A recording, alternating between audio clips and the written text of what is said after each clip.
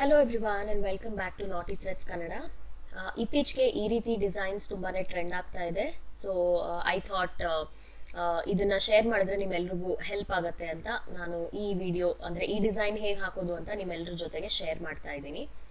ಇದು ತುಂಬಾನೇ ಯೂನಿಕ್ ಆಗಿರುವಂತಹ ಎನಾಮಲ್ ಮೆಟಲ್ ಪೀಸಸ್ ಅಂತಾನೆ ಹೇಳ್ಬೋದು. ಸೊ ಇವತ್ತಿನ ಡಿಸೈನ್ಗೆ ನಾನು ಯೂಸ್ ಮಾಡ್ತಾ ಇರುವಂತದ್ದು 3 ಎಳೆ ರೇಷ್ಮೆ ದಾರ, 3mm ಪರ್ಲ್ಸ್ ಅಂಡ್ ಒಂದು ಕಾರ್ಡ್ಬೋರ್ಡ್ ಪೀಸ್ ನ ತಗೊಂಡು ನಾನು 1.5 ಇಂಚ್ ಮೆಷರ್ ಮಾಡಿ ಅದಕ್ಕೆ ನಾನು ನೀಟಾಗಿ ಟೇಪ್ ಸುತ್ಕೊಂಡು ಇಟ್ಕೊಂಡಿದ್ದೀನಿ. ಸೊ ಈ ಮೆಟಲ್ ಪೀಸಸ್ ಬಂದು ನಮಗೆ ಎಲ್ಲಾ ಶೇಪ್ಸ್ ಅಲ್ಲೂ ಸಿಗುತ್ತೆ ಆಲ್ಮೋಸ್ಟ್. ಅಂದ್ರೆ ಪೀಕಾಕು, ಪ್ಯಾರೆಟ್ಸು, ಎಲಿಫೆಂಟ್ಸು, ಹಾಗೆ ಡಿಫ್ರೆಂಟ್ ಶೇಪ್ಸ್, ಈ ತರ ಲೋಟಸ್, ಬೇರೆ ಫ್ಲವರ್ಸ್ ಎಲ್ಲಾ ತರಾನು ಸಿಗುತ್ತೆ.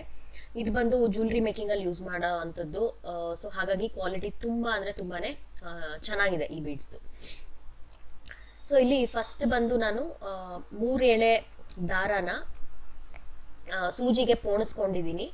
1 ಮೀಟರ್ ಅಷ್ಟು ಉದ್ದ ದಾರ ಇದೆ. ಪ್ರತಿ ಸತಿನೂ ನೀವು ಸೂಜಿಯಲ್ಲಿ ಪೋಣಿಸೋವಾಗ 1 ಮೀಟರ್ ಅಳತೆ ಮಾಡಿಕೊಂಡು 3 ಎಳೆ ದಾರನ ಸೂಜಿಗೆ ಪೋಣಿಸ್ಕೊಂಡು ಆಮೇಲೆ ಅದನ್ನ ಡಬಲ್ ಮಾಡಿದಾಗ ಏನಾಗುತ್ತೆ, 6 ಎಳೆ ಆಗುತ್ತೆ. ಆ 6 ಎಳೆನೂ ಸೇರಿಸ್ಕೊಂಡು ಗಂಟು ಹಾಕಿ ನಾನು ಸೀರೆಗೆ ಈ ರೀತಿ ಫಿಕ್ಸ್ ಮಾಡಿದ್ದೀನಿ. So very simple. 1 metre length, ಅದು ಡಬಲ್ ಫೋಲ್ಡ್ ಮಾಡಿದಾಗ 1 ಮೀಟರ್ ಇರಬೇಕು. ಆಮೇಲೆ ನೋಡಿ, ಈ ಗಂಟು ಫಿಕ್ಸ್ ಮಾಡಿದ್ದಾದ್ಮೇಲೆ ಈ ರೀತಿ 4 ಬೀಡ್ ಪೋಣಿಸ್ಕೋಬೇಕು ಸೂಜಿ ಒಳಗಡೆ. ಅಂಡ್ ಈ ತರ ಕಾರ್ಡ್ಬೋರ್ಡ್ ಪೀಸ್ ಯೂಸ್ ಮಾಡೋದ್ರಿಂದ ನಮಗೆ ಕುಚ್ಚು ಹಾಕೋದಕ್ಕೆ ತುಂಬಾನೇ ಈಸಿ ಆಗುತ್ತೆ. ಸೊ ಕಾರ್ಡ್ಬೋರ್ಡ್ ಪೀಸ್ನ ಮಧ್ಯದಲ್ಲಿ ಇಟ್ಕೊಂಡು ಸೀರೆಗೆ ಸೂಜಿನ ಚುಚ್ಕೋಬೇಕು.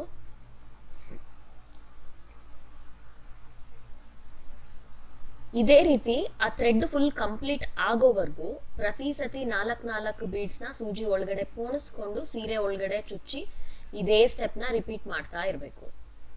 ಸೊ ಮಾಡೋ ಮೆಥಡ್ ತುಂಬಾನೇ ಸಿಂಪಲ್. ನೀವು ಎಲ್ಲಾನು ಸ್ಟೆಪ್ ಬೈ ಸ್ಟೆಪ್ ಫಾಲೋ ಮಾಡಿದ್ರೆ ಫಿನಿಶಿಂಗ್ ತುಂಬಾ ಅಂದ್ರೆ ತುಂಬಾನೇ ಚೆನ್ನಾಗಿ ಬರುತ್ತೆ. ಸೊ ನಾವು 1 ಮೀಟರ್ ಅಳತೆ ಮಾಡಿ ಏನಕ್ಕೆ ತಗೊಂಡಿರೋದು ಅಂದ್ರೆ ಅದು ಈವನ್ ಆಗಿ ಬರ್ಲಿ ಥಿಕ್ನೆಸ್ ಅಂತ. ಸೊ ಪ್ರತಿ ಸತಿ ಬೀಡ್ಸ್ ಪೋಣಿಸ್ಕೊಂಡು ಕೌಂಟ್ ಮಾಡೋದು ಸ್ವಲ್ಪ ಕಷ್ಟ ಅನ್ನಿಸ್ಬೋದು. ನೀವು ಆ ಮೆಥಡ್ ಕೂಡ ಫಾಲೋ ಮಾಡ್ಬೋದು. ಬಟ್ ಈ ತರ ಮಾಡಿದಾಗ ಏನಾಗುತ್ತೆ, ನಾವು ಪ್ರತಿಯೊಂದನ್ನು ಸೇಮ್ ಲೆಂತ್ ಆಫ್ ಥ್ರೆಡ್ ತಗೊಳ್ಳೋದ್ರಿಂದ ಬೈ ಡಿಫಾಲ್ಟ್ ಎಲ್ಲಾದ್ರ ಥಿಕ್ನೆಸ್ ಕೂಡ ಸೇಮ್ ಆಗೇ ಬರುತ್ತೆ. ಸೊ ನೋಡಿ, ಒಂದಷ್ಟು ಆದ್ಮೇಲೆ ಈ ರೀತಿ ಕಾಣಿಸುತ್ತೆ.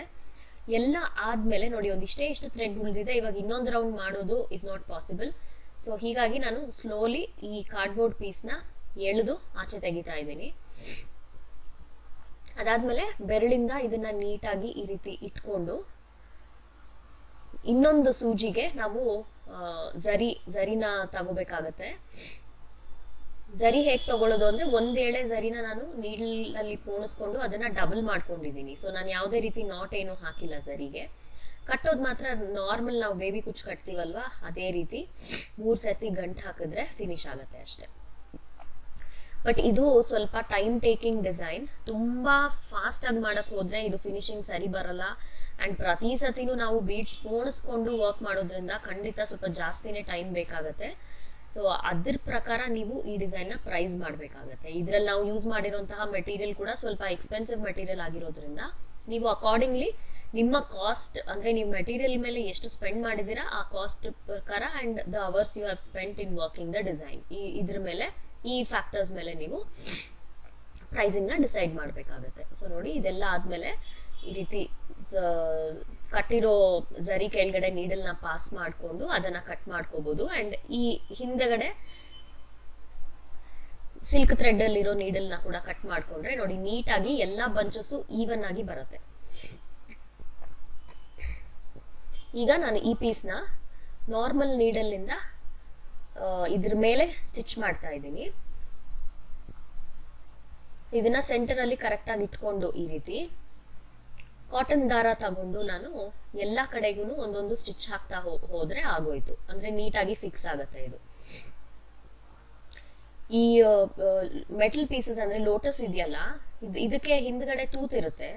ಸೊ ಎಲ್ಲೆಲ್ಲಿ ಸಾಧ್ಯನೋ ಅಲ್ಲಲ್ಲಿಗೆ ಎಡ್ಜಸ್ ಅಲ್ಲಿ ಒಂದೊಂದು ಸ್ಟಿಚ್ ಹಾಕಿದ್ರೆ ಅದು ಎಲ್ಲಾ ಕಡೆಯಿಂದ ಫಿಕ್ಸ್ ಆಗುತ್ತೆ, ಯಾವ ರೀತಿನೂ ಹೇಳಲ್ಲ.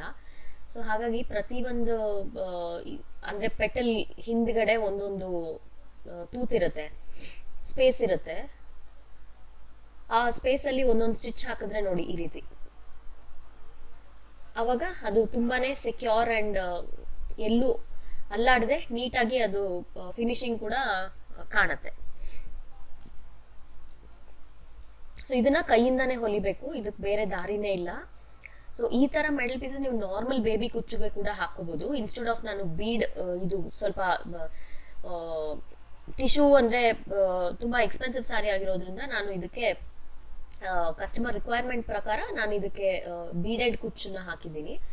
ನಿಮ್ಗೆ ಬೇಡ ಅನ್ನೋದಾದ್ರೆ ನೀವು ನಾರ್ಮಲ್ ಬೇಬಿ ಕುಚ್ಚು ಹಾಕೊಂಡು ಈ ರೀತಿ ಲೋಟಸ್ ಅಥವಾ ಪ್ಯಾರೆಟ್ ನಿಮ್ಗೆ ಸೀರೆಗೆ ಏನ್ ಮ್ಯಾಚ್ ಆಗುತ್ತೆ ಆ ತರ ಮೆಟಲ್ ಪೀಸಸ್ನ ನೀವು ಯೂಸ್ ಮಾಡ್ಕೋಬಹುದು. ಸೊ ಅದು ಆಪ್ಷನ್ ಕೂಡ ನೀವು ಟ್ರೈ ಮಾಡ್ಬೋದು, ಅದು ಕೂಡ ತುಂಬಾ ಅಂದ್ರೆ ತುಂಬಾನೇ ಚೆನ್ನಾಗಿ ಕಾಣಿಸುತ್ತೆ. ಸೊ ಈ ರೀತಿ ಪ್ರತಿ ಒಂದು ಇದ್ರಲ್ಲೂ ನಾವು ಸ್ಟಿಚ್ ಹಾಕ್ತಾ ಬಂದಾಗ ಅದು ಲೋಟಸ್ ಫುಲ್ ಸೆಕ್ಯೂರ್ ಆಗಿ ಕುತ್ಕೊಳ್ಳುತ್ತೆ, ಅದು ಕಿತ್ ಬರೋ ಚಾನ್ಸು ಇಲ್ಲ. ಎಲ್ಲ ಆದ್ಮೇಲೆ ರಾಂಗ್ ಸೈಡ್ ಅಲ್ಲಿ ನಾಟ್ ಹಾಕಿದ್ರೆ ನಮ್ ಸೀರೆ ಡಿಸೈನ್ ಫಿನಿಶ್ ಆಗುತ್ತೆ. ಸೊ ನೋಡಿ, ಇಷ್ಟು ಸಿಂಪಲ್ ಆಗಿ ಬಿಗಿನರ್ಸ್ ಕೂಡ ನೀವು ಇನ್ ಕೇಸ್ ಫಸ್ಟ್ ಟೈಮ್ ಮಾಡೋದಾದ್ರೂ ವಿಡಿಯೋನ ನೀಟಾಗಿ ನೋಡ್ಬಿಟ್ಟು ನಾನು ಹೇಳಿರೋ ಎಲ್ಲಾ ಸ್ಟೆಪ್ಸ್ ನಾನು ನೀವು ನೀಟಾಗಿ ಫಾಲೋ ಮಾಡಿದ್ರೆ ಖಂಡಿತ ನೀವು ಕಲಿಬಹುದು.